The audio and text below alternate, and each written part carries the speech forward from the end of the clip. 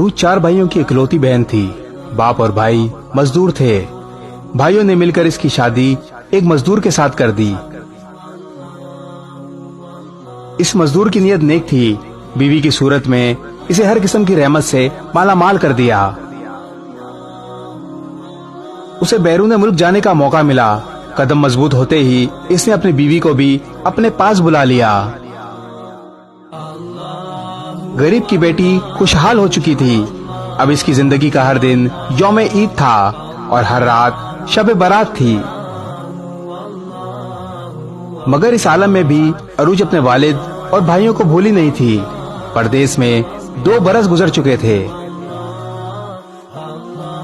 एक दिन उरूज को अपने वालिद और भाइयों की याद ने बहुत तड़पा दिया। शौहर ने ख्वाहिश का एहतराम करते हुए वतन वापस लौटने का इंतजाम किया। उरूज ने अपनी वापसी की इत्तला किसी को नहीं दी थी। वो अपने घर पहुंचकर अचानक सबको सरप्राइज देना चाहती थी। वतन पहुंचकर उरूज अपने घर पहुंची तो इसे अचानक अपने सामने देखकर इसके भाई परेशान हो गए। अब्बू कहाँ हैं? इसने सवाल पूछा। इस सवाल का जवाब देना तमाम भाइयों के लिए मुश्किल हो रहा था। फिर एक पड़ोस से सवाल का जवाब भी मिला और सुराग भी मिला। नालायक बेटों ने अपने बाप को घर से निकाल दिया था। इसका बाप एक झोंपड़ी में अपनी जिंदगी के दिन पूरे कर रहा था। अरूज पड़ोस के बताए हुए पते पर अपने बाप के पास पहुंची।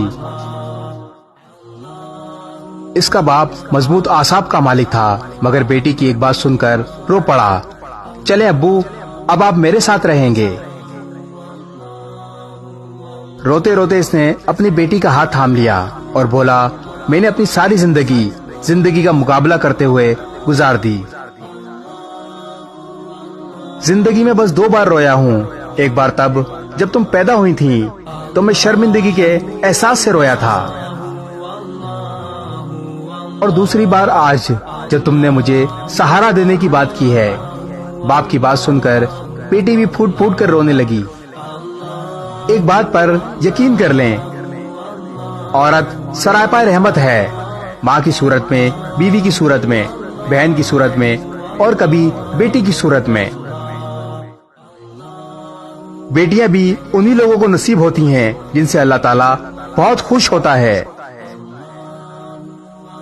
रहमत तो बस रहमत होती है, फिर चाहे कोई इसकी कदर करे या ना करे। इस वीडियो को शेयर जरूर करें। हो सकता है आपके एक शेयर से ये बात किसी के दिल में उतर जाए।